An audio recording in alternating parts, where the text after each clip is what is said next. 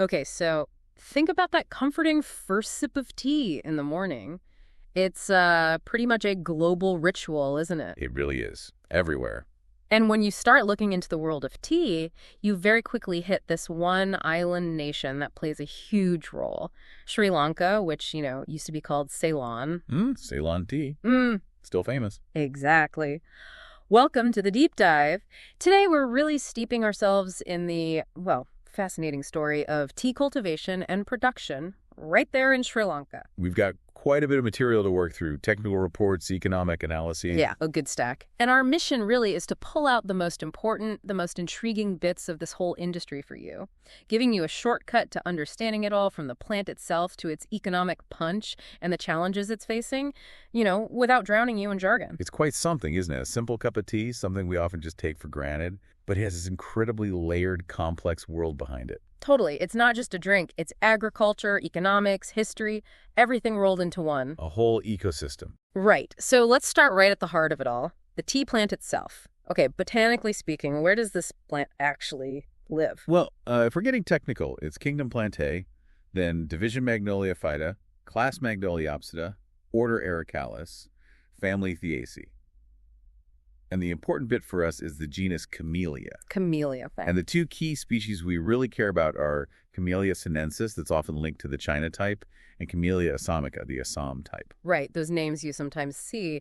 So our sources mention three main types that are cultivated, all originally from Southeast Asia. That's right, you've got the Assam Jat, which is Camellia assamica from Assam in India, as the name suggests. Makes sense. Then there's the China Jat, Camellia sinensis L, from China. And the third one is often called Cambode, or Southern Jat. Scientifically, it's C, Assamica sub-sp, Lasiocalyx. That one's from the Indochina region. Okay, three distinct origins. So if you were looking at them in a field, what are the kind of main visual differences? How would you tell them apart? The China type is typically smaller, more like a bush, maybe only a few feet tall. It tends to have multiple stems coming up from the base, and the leaves are smaller, a bit leathery, dark green, and they often grow upwards. Okay, shrubby. Yeah. The Assam type, though, is quite different. It grows more like a small tree could get quite tall, maybe, 10, 15 meters if left alone. Yeah. It usually has a distinct single trunk. Wow, much bigger. Much bigger. And the leaves are larger, thinner, quite glossy, and they tend to droop downwards. You can also clearly see the veins along the edges. And importantly, the Assam type usually gives a higher yield of leaves. Ah, higher yield. That's obviously a big factor for commercial growing. Now, what about the Cambode or Southern type? Where does that fit in? The Cambode type, it shares that tree-like structure with the Assam variety, but its branches tend to grow more upright, vertically. And the leaves are held more erect, too, often a lighter yellowy green color. Lighter green, okay. And sometimes, apparently, the young leaves, just as they emerge, can have this slight pinkish color right at the base, where the leaf meets the stem. Kind of a neat detail. That is fascinating. You just think tea plant, but there's all this variation. So how did this plant, in its different forms, end up becoming so central to Sri Lanka? Well, the story, it really starts in 1824. That's when the British brought the very first tea plant over from China to Ceylon. It was planted in the Royal Botanical Gardens in Peradeniya. Just one plant, initially. Just experimental, then. Pretty much. But the real start of the industry was 1867. A planter named James Taylor, Scottish guy, he planted the first commercial plot, about 19 acres, on Lulakandra Estate. That's widely seen as the birth of the industry. Right, 1867 Lulakandra, that's the moment. From those 19 acres, did it take off quickly? Blazingly quickly, yeah. Just 6 years later, in 1873, Sri Lanka sent its first tea export off to London. It was tiny, only 23 pounds. Wow, 23 pounds, that's nothing. Seems like nothing now, but it was the start. Things moved fast. By 1883, they established the first public tea auction in Colombo. That became, a major trading center. So the infrastructure started building up around it. Exactly. And they realized they needed science to back it up. So the Tea Research Institute, the TRI, was set up in 1925. Still very important today. And Sri Lanka did become a massive player on the world stage, didn't it? Oh, absolutely. Huge. In 1965, Sri Lanka actually became the world's largest tea exporter for the first time. Big milestone. Biggest in the world. Wow. Yeah. They celebrated 100 years of the industry the next year, 1966. Yeah. Then, things got more complicated later in the 20th century. There was a period in the 1970s when the government took over the estates. Right, nationalization. And then they were privatized again in the 1990s. But through all that, production generally kept climbing. It went over 300,000 metric tons by the year 2000, and by 2013 it was over 345,000 tons. It just shows how vital tea remained. It really is an incredible growth story. Okay, let's shift to the practical stuff. How do they actually grow the tea in Sri Lanka? What are the key things they need to do? Well, fundamentally, tea cultivation is all about getting the best possible yield of high-quality leaves year after year while keeping costs down. It involves a whole set of standard procedures, what they call good agricultural practices, or GAP. GAP, okay. What does that cover? It covers everything, really. Starting young plants in nurseries, deciding when and how to replant old fields, preparing the land properly, and that includes a big focus on soil conservation. Soil erosion must be a big issue in those hilly areas. Huge issue, yeah. So land prep includes things like building drains, lateral drains, leader drains that follow the contours of the land to manage rainwater runoff safely. On steeper bits, they build terraces. Right, to hold the soil. Exactly. And they also use specific grasses, manna grass, Guatemala grass, CO3, to help rehabilitate the soil and protect it, especially during replanting. Makes sense. What else is part of GAP? Then you've got the planting itself, specific hole sizes, standards for the seedlings, drought mitigation strategies, how you harvest the leaves, the plucking standard, pruning techniques, managing fertilizer use efficiently, weed control, pest and disease management. Even looking at mechanization now, it's quite involved. It sounds like it. So, beyond the practices, what about the natural conditions? What makes Sri Lanka so good for tea? The soil, the climate. The sources point to specific soil types being ideal. Things like red-yellow podzolic soils, reddish-brown latisolic soils, immature brown loams. Generally, tea likes a slightly acidic soil. pH between 4.5 and 5.5 is considered optimum. Okay, acidic soil and climate. Climate's crucial. Tea needs a good amount of rainfall, ideally between 2,500 and 3,000 millimeters spread throughout the year. You need at least 50 millimeters every month, really, to avoid stress. Consistent rain. Yes. And temperature. The ideal range is about 18 to 25 degrees Celsius. It can handle a wider seasonal range, say 13 to 30, but those extremes aren't ideal. Interestingly, wind can also affect the final flavor, especially in some regions with specific weather patterns like cool nights and sunny days.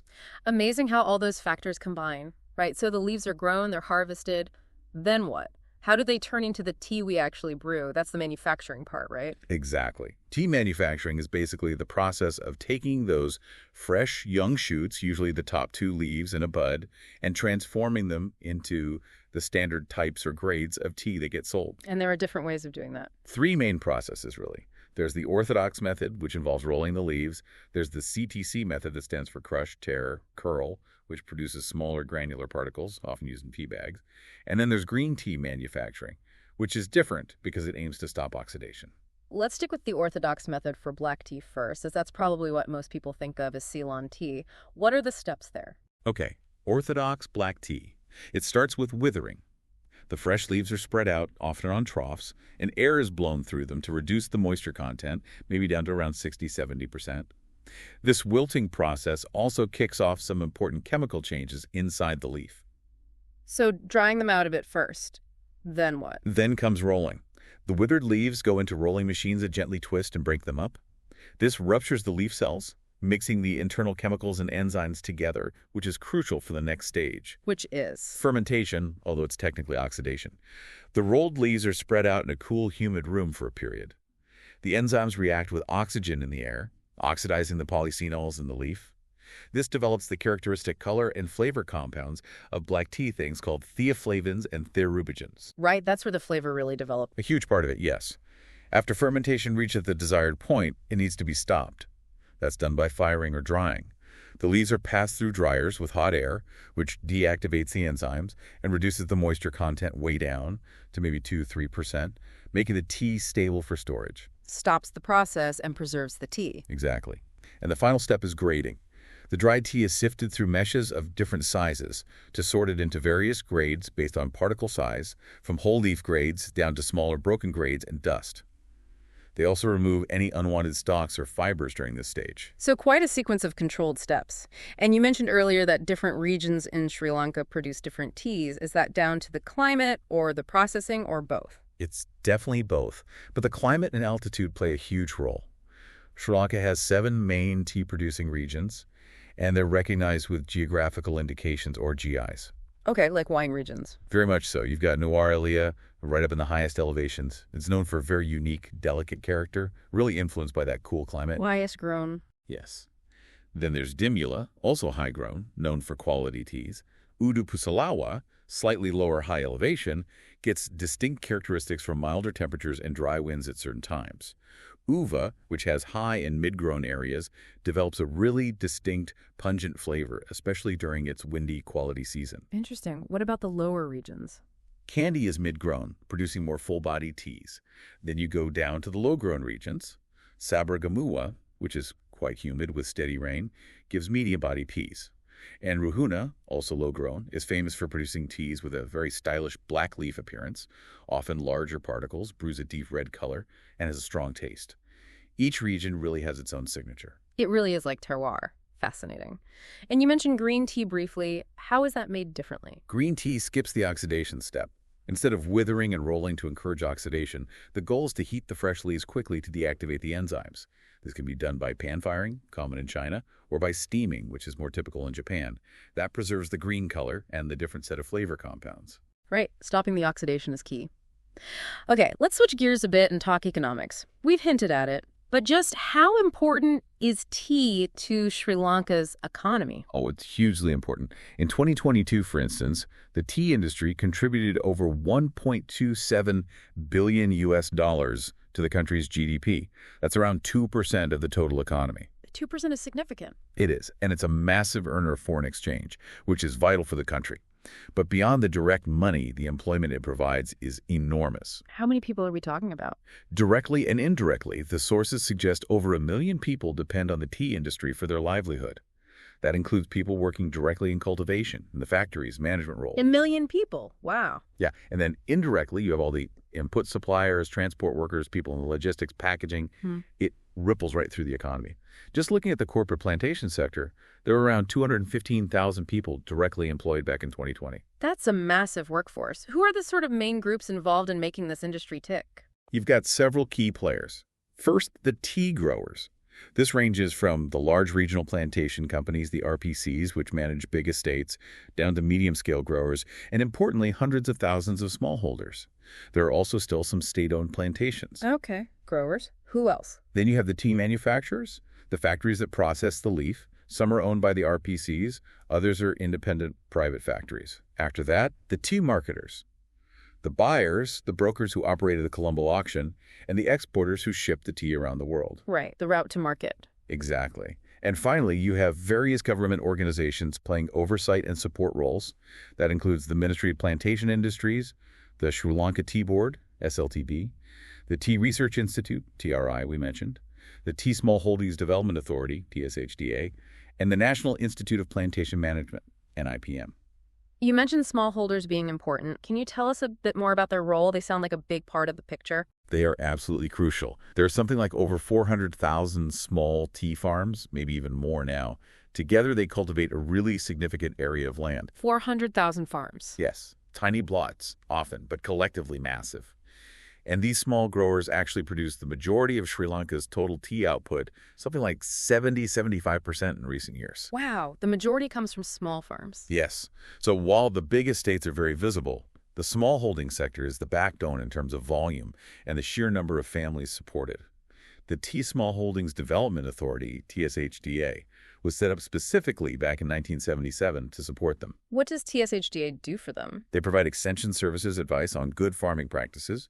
They run subsidy schemes to help with the cost of replanting old tea bushes or planting new areas. They even help organize the collection and sale of the green leaf from the smallholders to the factories. They have regional offices all across the tea-growing zones to be close to the farmers. That sounds like vital support. Our sources also had some numbers on production trends, prices, exports. What did you find interesting there? Well, you see some fluctuations year to year, as you'd expect. Looking at, say, 2018 to 2022, total production varied a bit, as did the average yield per hectare. Weather plays a big role, of course, but other factors too. And prices. Prices also vary. In 2022, the average prices achieved at auction differed quite a bit between the different districts. And looking at exports for 2022, Sri Lanka shipped out a lot of tea, over 250 million kilograms. How is that broken down, bulk versus packaged? A mix. Bulk tea was the largest category by volume, But value-added forms like packets and tea bags made up a significant chunk too. Green tea and instant tea exports were smaller, but still part of the mix. And who's buying all this Ceylon tea? The top destinations in 2022 by volume included countries like Iraq, Russia, the UAE, Turkey, Iran, a lot heading to the Middle East and surrounding regions, but buyers are really all over the world. Right. And it's worth remembering tea is, what, the second most consumed drink globally? After water, yes. And Sri Lankans themselves drink a lot of tea. The per capita consumption is actually quite high, around 1.38 kilograms per person per year, according to the data. So huge global demand, but also a strong local market. Now, beyond the direct money from selling tea, are there other sort of knock-on benefits for Sri Lanka from this industry? Oh, definitely. There are significant indirect economic benefits. Ecotourism is a growing one. Many tea estates, especially in the scenic hill country, now have hotels or bungalows, offering tourists a chance to experience plantation life. Agro-tourism. Stay amongst the tea bushes. Nice. Exactly. Then there's the whole input supply industry that supports tea businesses, providing the young clonal tea plants, fertilizers, agrochemicals, packaging materials, even things like firewood for factory dryers. That's a whole sector in itself. Yeah, all the supporting acts. And don't forget the potential in value addition. Developing special teas, organic, single estate, flavored or scented teas, artisanal hand-rolled teas, plus diversifying into products like instant tea, tea concentrates, even using tea extracts as ingredients in food or cosmetics. There's a lot of potential there, too. It really is a whole ecosystem, isn't it? Looking forward, then, what's the potential for the industry to keep evolving and improving? There's definitely potential, but it requires focus. A key area is improving productivity on the existing land. That means wider adoption of those good agricultural practices we talked about, especially things like proper fertilizer use and soil management. Getting more out of the bushes they have. Yes, and crucially replanting. Replacing old, unproductive tea bushes, some fields are decades old, with new, improved cultivars is vital for long-term health. Also, focusing on improving the quality of the green leaf that reaches the factory through better harvesting and post-harvest handling. Better raw materials make better tea. Precisely. And continuing research to develop even better tea varieties, ones that might be more tolerant to drought, which is a growing concern with climate change, or higher yielding, or have specific quality traits. Techniques like cleft grafting are also mentioned as ways to improve planting material. So focusing on efficiency, quality, and innovation. That makes sense. But like any big agricultural industry, it must face some pretty serious challenges too. What are the main headwinds? It does face quite a few significant hurdles. Low productivity is a persistent issue. This is linked to the age of the tea bush's senility, they call it. Pests and diseases are a constant battle. The impacts of climate change, erratic rainfall, droughts are becoming more pronounced. And labor issues, including shortages and costs, are a major concern, especially for the labor-intensive harvesting. Labor sounds like a big one. It is. Related to the aging bushes is the low rate of replanting. It's expensive, the costs per hectare are substantial, varying by region, and it takes several years before the new plants give a full yield, so it's a long-term investment that can be hard for growers to afford. A long wait for returns. Exactly. Other challenges include concerns about the quality of the green leaf sometimes being compromised, maybe due to pesticide residues or delays in transport. Fluctuating prices for the green leaf that farmers receive can make planning difficult. Soil degradation over time is an issue.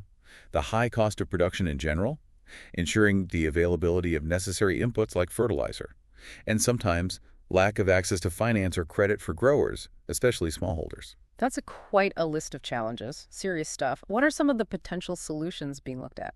Well, to tackle the labor shortage and improve efficiency, there's a lot of talk about mechanization, particularly for operations like land preparation, planting, pruning, and potentially even harvesting, though mechanical harvesting is complex for quality tea. Machines replacing some of the hand labor? Potentially, yes, where feasible. For the other challenges, it's more about a combination of approaches. Promoting sustainable practices to improve soil health and resilience. Investing in R&D for climate-resilient varieties. Improving supply chain logistics. Finding ways to ensure fairer and more stable prices. And crucially, policies that support access to finance and affordable inputs. So a mix of technology, better practices, and supportive policies. It sounds like finding that balance between tradition and innovation is going to be absolutely key for the future. Absolutely. And, despite all these challenges, our sources did include a financial snapshot suggesting that, for example, a hectare of well-managed VPT in the low country could still generate a decent profit, assuming reasonable yields and prices and careful cost control. So it can still be viable, but it requires good management. Very much so. Okay. So as we wrap up this deep dive, it's really clear that Sri Lankan tea is so much more than just the drink in our cup, isn't it? Absolutely. From the intricate botany of the plant itself, through its rich history, the complex cultivation and manufacturing, the huge economic web it creates, and right up to the very real challenges it's navigating today, it's a multifaceted world. What's really striking is just how deeply embedded tea is in Sri Lanka's identity, its culture, its economy. It truly is. It speaks volumes about the resilience and adaptability of the industry and the people involved in it over, 150 years now? Absolutely. So maybe the next time you brew a cup of Ceylon tea, you can take a moment to think about that incredible journey. From the mountainsides of Sri Lanka through all those processes involving so many people, all the way to your kitchen. It certainly gives you a new appreciation. Definitely. And perhaps a final thought to leave you with. Considering everything we've talked about, the history, the economics, the potential, the very real challenges like climate change and costs, what single factor do you think will be the most critical pivot point for the long-term future and sustainability of Sri Lankan tea on the world stage? That is certainly something to mull over. We hope this deep dive has given you plenty to think about regarding the fascinating world of Sri Lankan tea. Thanks for joining us.